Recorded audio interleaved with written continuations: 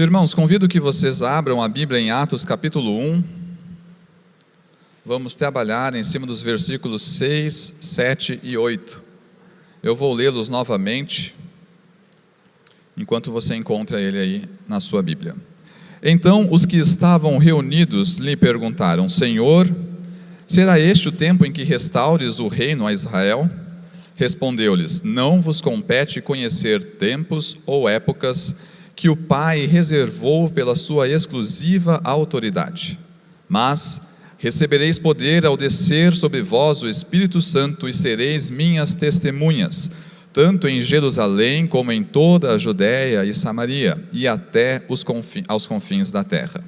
Senhor Deus e Pai, nós agradecemos pela verdade da Tua Palavra, e que ela, Senhor, possa ser revelada a nós sempre melhor compreendida, Senhor, pela ação do Teu Espírito, em nome de Jesus, amém. Irmãos, eu percebo que nós, como uma igreja local, nós estamos passando por um processo de nos entendermos novamente como igreja.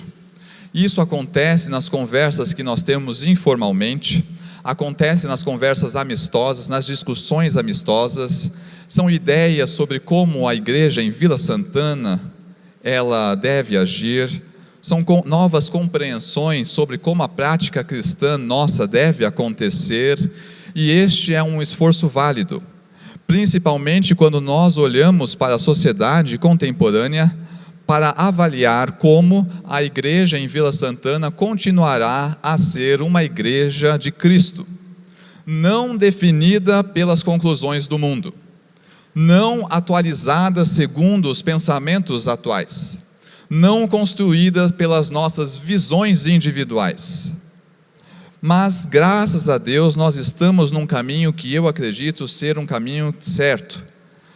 Por vezes ou outras nos esbarramos e descansamos num degrau ou outro, mas estamos seguros de que é a palavra de Deus que vai definir o que esta igreja sempre há de ser. É um processo que não é muito fácil.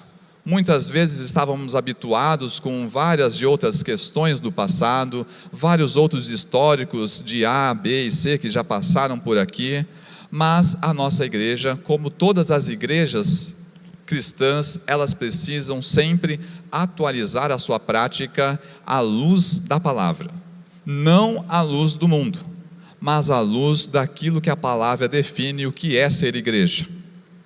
Neste processo, há de criarmos inimigos. Vamos criar aquelas pessoas descontentes, aquelas que não vão se adaptar, aquelas que não gostam do jeito de ser uma igreja especificamente bíblica. Mas nós não podemos perder aliados poderosos nesta caminhada, neste processo. Não podemos perder o nosso aliado maior, o Espírito Santo. Não podemos deixar de longe o nosso aliado que é a Bíblia. Não podemos deixar de lado o que é a tradição cristã de 2000 anos de histórico sobre lutas e desafios vencidos. Não podemos também perder aliados os aliados que são os líderes reconhecidamente levantados por Deus para esta obra em específico. Precisamos preservar estes aliados, o Espírito Santo, a Bíblia, a tradição cristã, líderes levantados por Deus para a obra. Estes que vão nos ajudar, nos auxiliar neste processo de entendimento sobre a igreja de Cristo. Entre muitas as conclusões que nós podemos chegar sobre a igreja, nós sempre nos voltamos para o livro de Atos, berço da igreja. Ali na igreja primitiva, são várias as características que nós gostamos de destacar e colocar como alvo para nossas vidas hoje.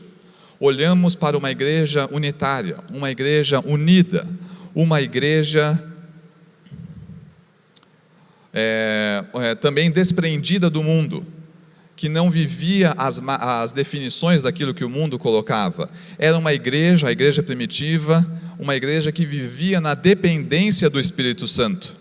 Também gostamos de exaltar e enaltecer o serviço que esta igreja tinha, os seus relacionamentos, como ela agia, ao seu serviço, à sua vida de oração, à sua proclamação do Evangelho.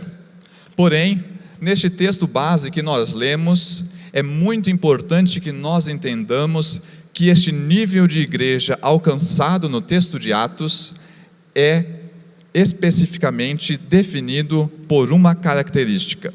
Verso 8: recebereis poder ao descer sobre vós o Espírito Santo. Portanto, é somente com o Espírito Santo que todas as histórias, todas as vivências, todos os momentos que nós conhecemos e gostamos de relembrar no livro de Atos, foi possível somente com a presença do Espírito Santo. O Espírito Santo, ele foi necessário, ele é necessário para que a igreja seja de fato de Cristo, porque é ele que define quem a igreja vai ser, é ele que dá o poder para a igreja ser. Vamos ao texto. Então os que estavam reunidos lhe perguntaram: Senhor, será este o tempo em que restaures o reino de Israel? Nós temos o foco errado, enquanto estamos ausentes ou minimizados da presença do Espírito Santo. Aqui os cristãos neste momento ainda não tinham o conhecimento de receber o Espírito Santo, e eles estavam pensando: será este o tempo que será restaurado o reino de Israel? E Jesus vai responder: não vos compete conhecer tempos ou épocas que o Pai reservou para sua exclusiva autoridade. Então Jesus está falando: vocês não estão com o foco certo. Vocês não devem ficar olhando e ficar lutando e esperando simplesmente que o reino venha, que o reino seja restaurado. Jesus, ele vai especificar o que eles deveriam fazer. Sereis minhas testemunhas. Enquanto eles achavam que deveriam se preocupar sobre quando o reino seria restaurado, Jesus fala: não vos compete saber isso, mas vocês devem, na verdade, ser minhas testemunhas. É isso que vocês devem se preocupar em fazer. E muito mais do que Jesus especificar o que nós temos que fazer, Ele nos dá o total necessário para que nós o realizemos. Mas recebereis poder ao descer sobre vós o Espírito Santo. Receberemos o Espírito Santo e Ele vai agir não de uma maneira extraordinária, especial, como a gente pode imaginar, com poderes aparecendo daqui para lá. Não, é um poder sobrenatural que ao recebermos o Espírito Santo, que nos faz vencermos os deuses deste mundo, vencermos a nossa própria consciência, vencermos as nossas próprias vontades. Isso não é capaz de fazermos por nós mesmos. Não é capaz de agirmos como testemunhas de Cristo se nós não recebermos o poder do Espírito Santo. De outra forma, vamos simplesmente ser algo agitado de um tempo ou outro e não algo verdadeiramente movido pelo Espírito Santo. Jesus, ele vai especificar o que nós devemos fazer. E este é um poder que nada então vai mostrar, este é um poder que vai permitir que o nosso testemunho aconteça, porque não havendo o Espírito, não há poder, não havendo o Espírito, não há poder e também não há testemunho, não há avanço até aos confins da terra, como diz o versículo 8, que nos é muito conhecido. Sem o Espírito Santo, não consigo ser uma testemunha de Cristo. Sem o Espírito Santo, o Evangelho não vai chegar a Jerusalém, não vai chegar à Judeia, a Samaria e aos confins da terra. É pelo Espírito Santo que isso vai acontecer. E essa introdução no livro de Atos, tanto a introdução para a nossa mensagem de hoje, quanto para o próprio texto de Atos, é que o Espírito Santo é a única condição para que todos os atos de Jesus, os atos do Espírito Santo narrados no livro justamente de Atos, aconteçam. Estes atos só são possíveis porque o Espírito Santo está presente. Tudo feito por Ele, tudo na dependência dEle, tudo pela sua vontade. Portanto, quando o Espírito Santo ele está operando de maneira poderosa numa igreja, a presença de Deus, ela vai se evidenciar de uma forma harmônica, numa bela harmonia da comunidade, vivendo como um só corpo, cristãos vivendo com um mesmo ideal, e tendo também um mesmo amor transbordante de uns pelos outros. E a igreja, demonstrando a presença de Deus, é quando cada vida em particular vai se render e submeter ao Espírito Santo. Não pode se esperar uma igreja que seja dirigida por Deus, que seja então um reflexo que carregue as características da igreja primitiva, quando a gente pensa, eu vou deixar que tal irmão, tal fulano, outro irmão, o pastor, tal e tais líderes sejam movidos pelo Espírito. Não.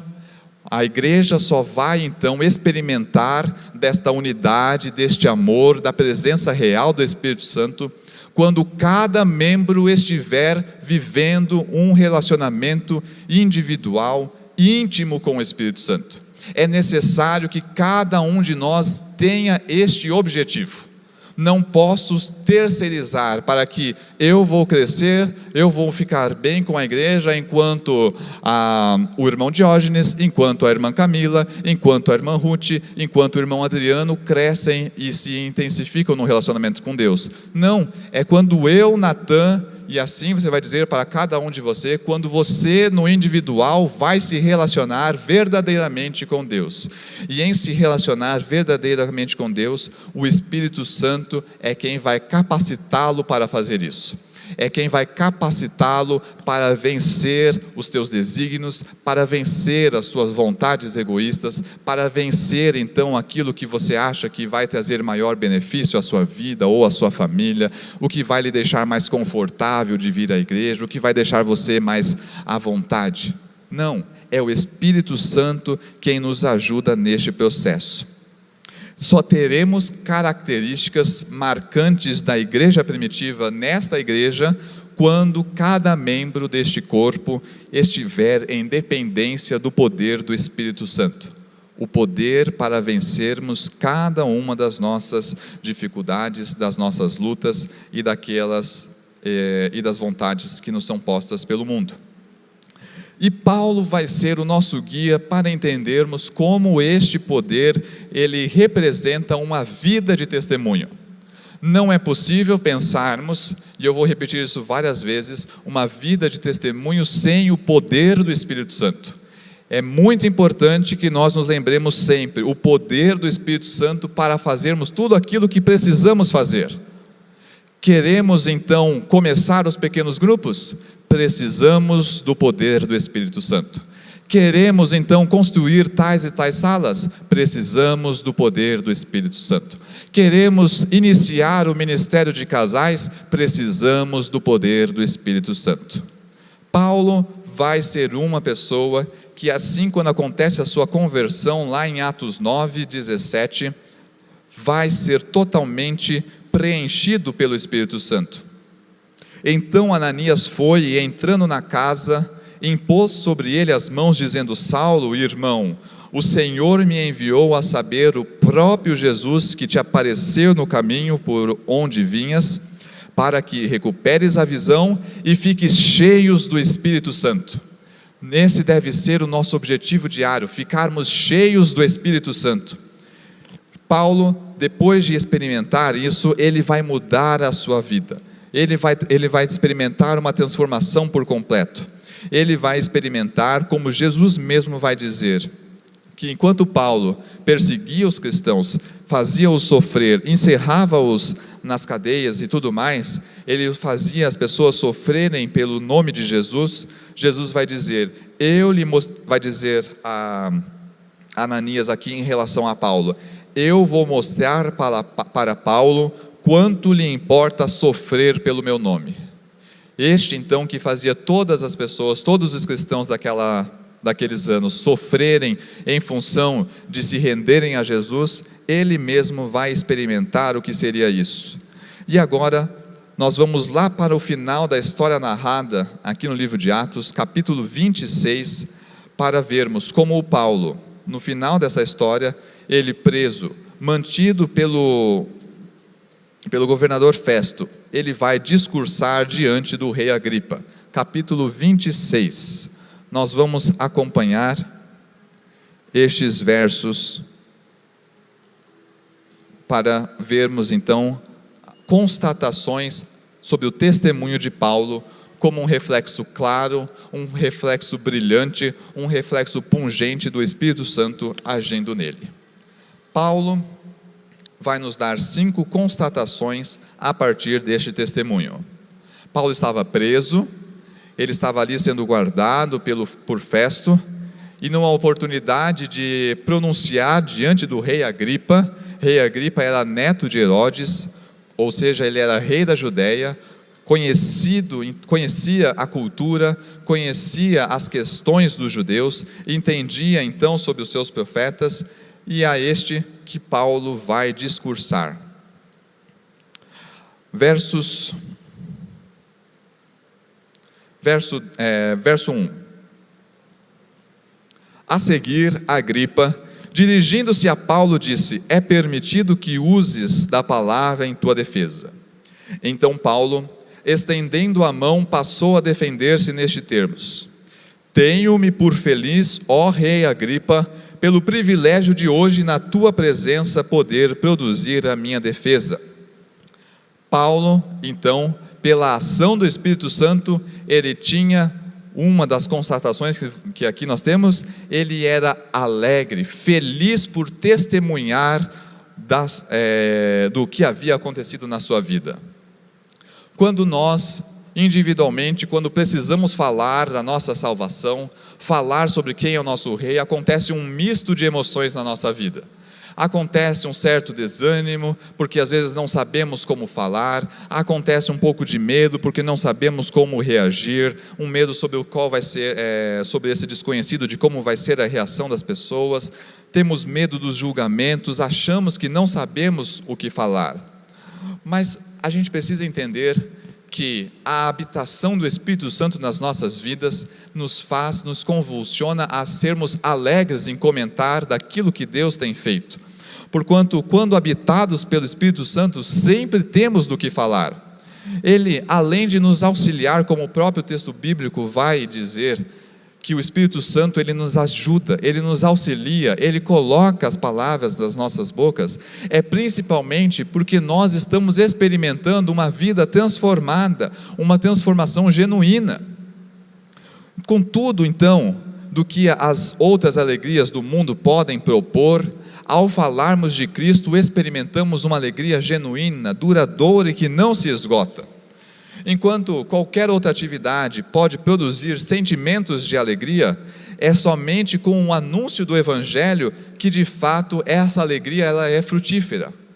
Se você já falou de Jesus em algum momento da sua vida para alguém, você vai se lembrar do que foi experimentar a pessoa, entender gradualmente o que era uma transformação de uma vida confusa, uma vida então obscura, para uma vida de paz, uma vida de segurança, de esperança em Jesus Cristo.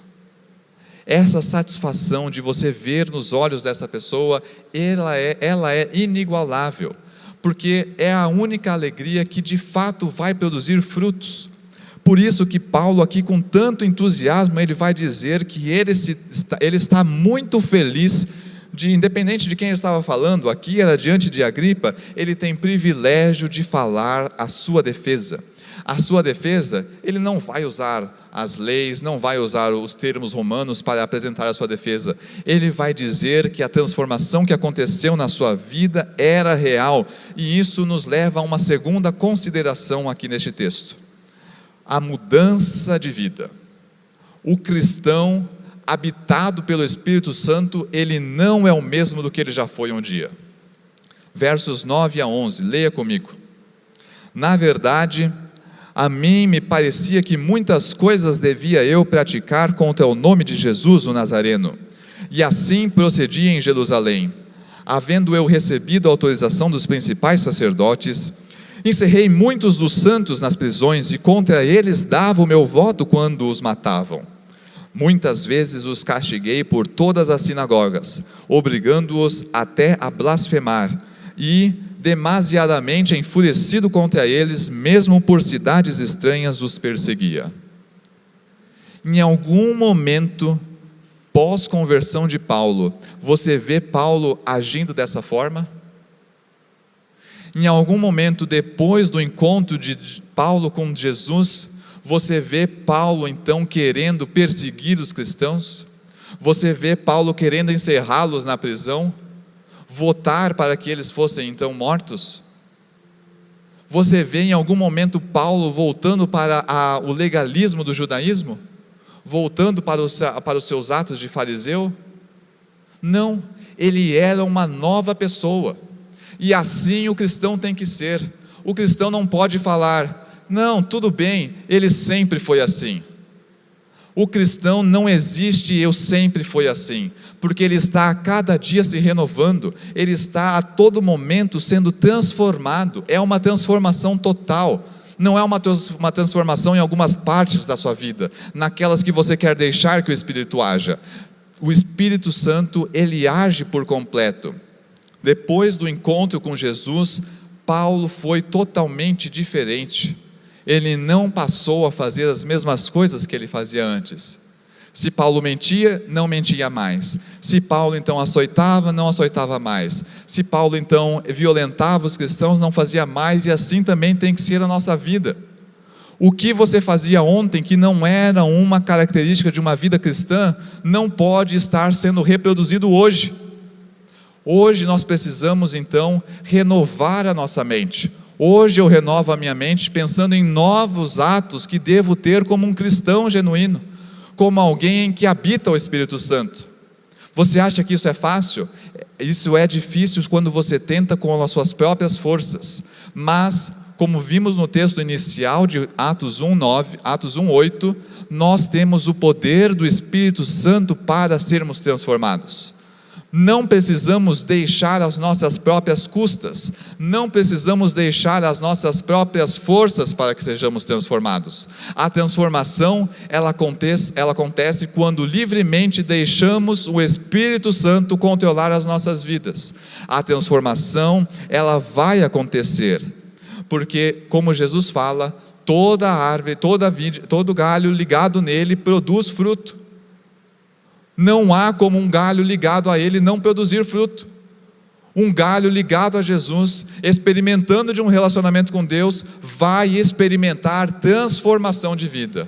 Se você pensa que você não tem nada a ser transformado na sua vida, apesar de ter 10, 15, 20, 40 anos de vida cristã, você está enganado. A sua vida hoje, como cristão, ela tem que ser diferente de um ano atrás. Ela tem que ser mais íntima, ela tem que ser mais intensa, ela tem que ser mais exercitada na confiança e dependência de Deus. Ela tem que ser mais hábil em amar os outros. Ela tem que ser mais próxima em ficar atento às necessidades uns dos outros. Ela tem que ficar mais viva de querer viver em função do nosso próximo. Não podemos agir pensando simplesmente em nós mesmos. O Evangelho, a palavra de Cristo, é que nós devemos amar ao próximo como a nós mesmos. Este mandamento não acabou, este mandamento não se esgotou, ele não é passado.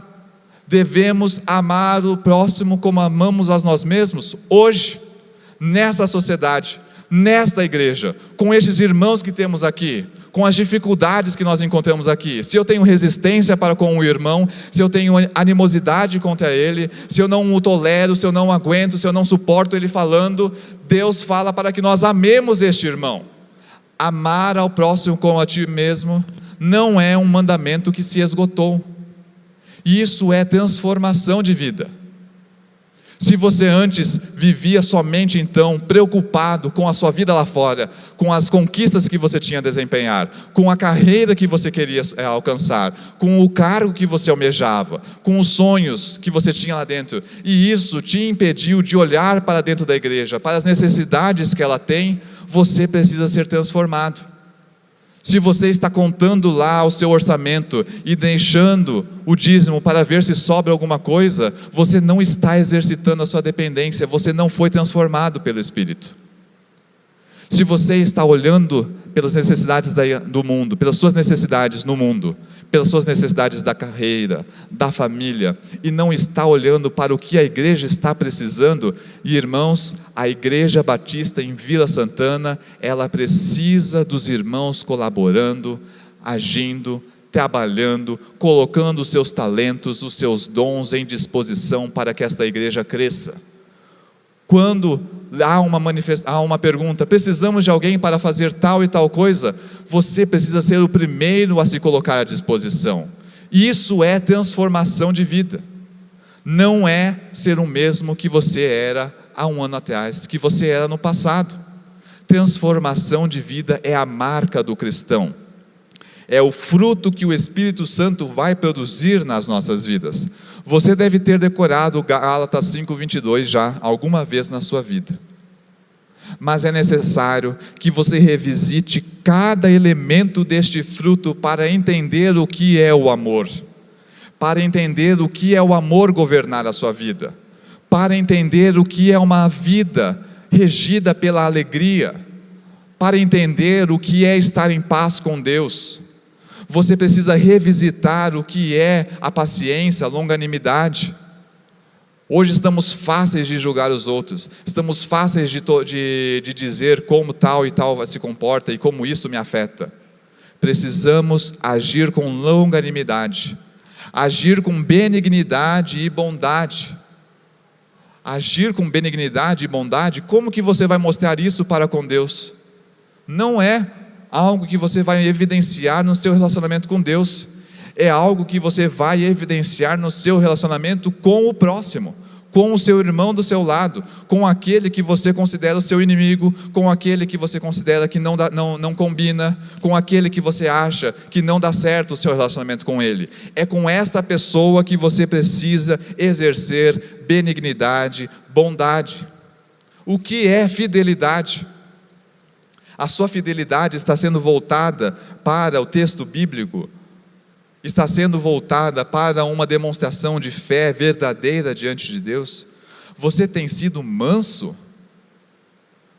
Você tem sido manso? As pessoas olham para você, olham o seu agir, olham os seus atos e eles falam: aí está uma pessoa habitada pelo Espírito Santo, ela é uma pessoa mansa? Esse tem sido o comportamento evidenciado por você? O domínio próprio, você é capaz de colocar tudo isso, colocar aquilo que você acha que você precisa fazer, colocar o seu modo de agir, colocar a sua personalidade, as suas características como pessoa subordinada a então as características nos dadas pelo Espírito Santo? Você é capaz de se dominar? Então nós precisamos chegar a uma compreensão mais profunda, um significado mais íntimo do que é estes relacionamentos na nossa vida individual. É na conversa sua consigo mesmo. Não é pensar, tal irmão está precisando ser mais manso. A Maria não está evidenciando o domínio próprio. Não é esta a sua prerrogativa. Não é esta a sua fala. A sua fala é você se olhar diante do espelho e falar: eu estou faltando em amor, eu estou faltando em alegria, em paz e em todos os demais elementos do fruto do Espírito. Quando estamos ligados a Jesus, o fruto ele é produzido. Não existe uma regra diferente disso. Logo, quando não há fruto, não há relacionamento com Deus.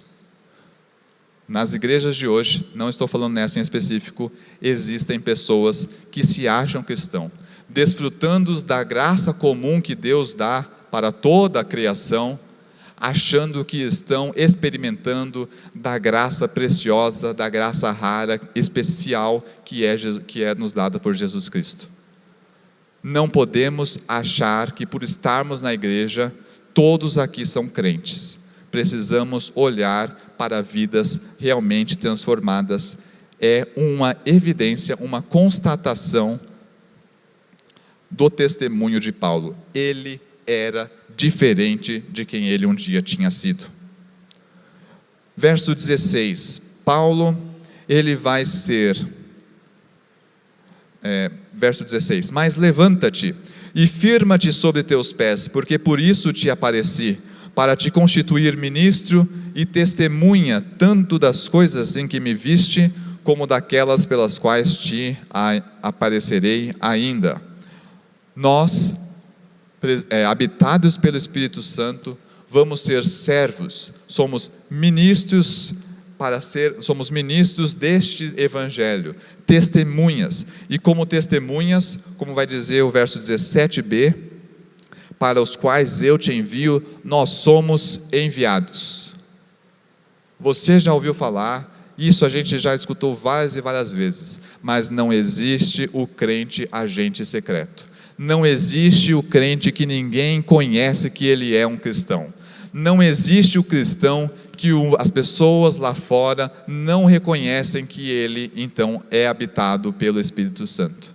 Ele pode não entender qual é a paz que você experimenta, o mundo pode não compreender as suas ações de amor, ele pode não entender a sua mansidão, a sua bondade, a sua benignidade, mas ele vai evidenciar e ele vai conseguir distinguir uma ação, uma vida diferente de todo aquele padrão que ele está acostumado a se relacionar. Diante de todo o círculo de amizades, o círculo de relacionamentos que as pessoas do mundo têm, nós devemos ser aqueles que se distinguem, aqueles que são evidentemente diferentes. O servo, ele é uma das constatações. Uma outra constatação, a terceira, é que nós somos servos, e em sermos servos, nós não agimos segundo as nossas próprias vontades, mas segundo aquilo que Deus determina, e Ele nos envia cada um com o seu fim em específico. Paulo foi enviado para os povos, como diz o verso 17, livrando-te do povo e dos gentios. Paulo foi enviado para os gentios, ele foi enviado para que os gentios então conhecessem dessa verdade. Ele tinha então um fim específico para o qual ele foi enviado. Cada um de nós tem um objetivo, tem um desafio para o qual nós somos enviados, e neste desafio nós precisamos então agir com a exclusividade, a importância do Evangelho nessa outra constatação, versos 22 a 23, 22b. Eu vou ler o verso todo. Mas, alcançando o socorro de Deus, permaneço até ao dia de hoje, dando testemunho tanto a pequenos como a grandes, nada dizendo, senão o que os profetas e Moisés disseram haver de acontecer, isto é, que o Cristo devia padecer, e sendo o primeiro da ressurreição dos mortos, anunciaria a luz ao povo e aos gentios. Paulo tinha essa exclusividade com o Evangelho. Ele só queria saber que o Evangelho aparecesse. Ele só queria saber que o Evangelho fosse notado, que Cristo fosse então a evidência. Ele vai agir para que não ele fique conhecido, mas para que Cristo fosse conhecido. A característica do Espírito Santo em nós é que só há lugar para que o Evangelho apareça. Só importa que Cristo seja evidenciado e que nada nas nossas vidas atrapalhe este caminho de todas as pessoas até Jesus. Só Cristo importa. Versos 26, o nosso última constatação do testemunho de Paulo é que ele fazia isso com ousadia. Verso 26. Porque tudo isso é do conhecimento do Rei, a quem me dirijo com franqueza, com ousadia, pois estou persuadido de que nenhuma destas coisas lhe é oculta. Paulo não estava se importando se Rei Agripa já tinha ouvido o Evangelho ou não. Ele não estava se preocupado com aquilo que o Rei Agripa acharia dele. E até você vai ver que Agripa vai perguntar se Paulo não estava louco ao pensar todas essas coisas. Paulo estava interessado numa coisa exclusivamente: que Cristo fosse anunciado. Ele fazia isso com a ousadia, ele fazia isso desbravando o que precisava ser desbravado. Ele agia como fraco diante dos fracos, como forte diante dos fracos. O que era isso? Ele estava preocupado em agir em favor do Evangelho. Não tinha nenhuma outra coisa que movia a sua vida. Lá no texto de Apocalipse vai dizer, quando Jesus está dizendo uma série de características daqueles que estariam fora do reino, fora da era vindoura eterna, ele fala que os covardes não entrariam. Os covardes não pertencem ao reino de Deus. Pertencem àqueles que ousadamente querem viver este Evangelho, pois não é fácil. O mundo, ele tenta nos cercear, ele tenta nos contornar, para que nós nos adaptemos, para que nós nos amoldemos, para que nós descansemos e vivamos uma vida cada vez mais tranquila, uma vida mais à vontade, e de que o Evangelho não precisa ser tudo isso que se imagina, não precisa ser essa revolução, não precisa ser essa transformação. Ele vai se adaptando, ele vai se enquadrando, ele vai se encaixando dentro do molde que o mundo quer colocar. Mas o Evangelho, ele nos chama para sermos ousados. Precisamos ter coragem de lutar contra o mundo, lutar contra o que o mundo quer colocar nas nossas vidas, quer definir quem nós somos. O mundo tenta e ele vai então colocando cada hora um novo conceito, cada hora uma nova notícia, cada hora uma nova pessoa a quem nós não podemos então dar ouvidos, mas precisamos com coragem, com franqueza, independente do que as pessoas pensem, viver o Evangelho, viver uma vida habitada pelo Espírito Santo. Uma vida de testemunho não é de tímidos. A vida cristã não é de pessoas tímidas. Você pode ser menos à vontade de falar com os outros, mais introvertido, mas em anunciar o Evangelho, em falar da transformação que aconteceu na sua vida, não podemos titubear, não podemos deixar passar nenhuma oportunidade. E, para nossa alegria, nós temos o Espírito Santo como nosso aliado. Ele agindo em nosso meio é quem nos dá, como eu disse no início, é quem nos dá o poder para isso. É descansado nessa força, não na sua força individual. Você acha difícil mudar quem você é? Não descanse na sua força. Você acha difícil viver uma vida alegre na igreja, no convívio com a palavra, em reservar tempo para ler e para orar? Não dependa das suas forças. Você acha difícil, então, ser um servo, viver submisso à vontade de Deus? Não dependa das suas próprias forças.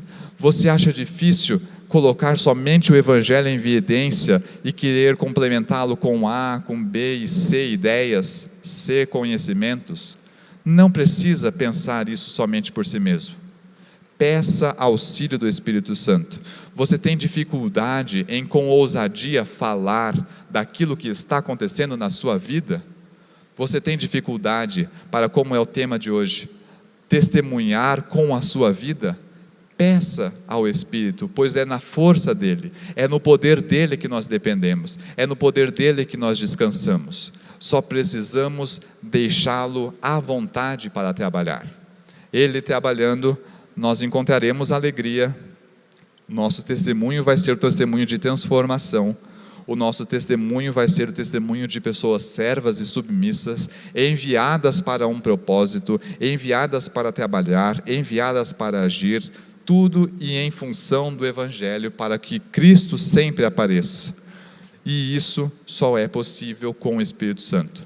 Se queremos que a nossa igreja seja uma igreja diferente, seja uma igreja notada então pelas características de unidade, pelas características de amor, pelas características de bom acolhimento, enquanto nós pensarmos em fazermos isso somente com as nossas forças, tudo será fraudado, tudo vai ser algo mecanizado, e nunca algo genuíno, verdadeiro, algo que é de fato quando o Espírito Santo está agindo nas nossas vidas. Para que esta igreja, então, experimente essas características, para que possa dizer que é uma igreja muito mais próxima hoje da igreja primitiva do que ela era há um ano atrás, é para que cada irmão, ele experimente, ele viva um relacionamento individual. Não podemos terceirizar, não podemos esperar isso dos outros. É cada um de nós deixando o Espírito trabalhar, deixando então nós de lado para que o Espírito ele haja e ele opere nas nossas vidas. Amém? Senhor Deus e Pai, obrigado pelo Teu Espírito, o nosso auxiliador, o nosso grande conselheiro, Senhor, neste mundo louco, neste mundo perdido, neste mundo, Senhor, sem nenhuma realidade. É o Espírito Santo que nós dependemos de auxílio. Dependemos do auxílio do Teu Espírito para vivermos, Senhor, verdadeiramente ao Evangelho de Cristo, para sermos testemunhas, Senhor, eficazes, para que as nossas vidas, elas possam evidentemente, realmente, Senhor, testemunhar de Cristo. É no Teu Espírito que nós descansamos, Senhor, de que isso é possível. E quando isso for possível, na minha vida, no meu indivíduo, em eu, como Natan, e assim como cada uma das pessoas aqui, assim verdadeiramente esta igreja vai poder ser uma igreja em que ela é reconhecida pelo amor, reconhecida pela unidade, reconhecida, Senhor, pelos valores da Tua palavra. Ajuda-nos neste processo, ajuda-nos, Senhor, nos passos que esta igreja já tem dado. Continue a fortalecer a liderança que o Senhor colocou aqui, para que esta liderança, ela nos, movida pelo Teu Espírito, nos admoeste, nos exorte, mostre quando estivermos errados e aponte no Senhor o caminho livre, desvencilhado para irmos sempre em direção a Cristo. Em nome de Jesus, amém.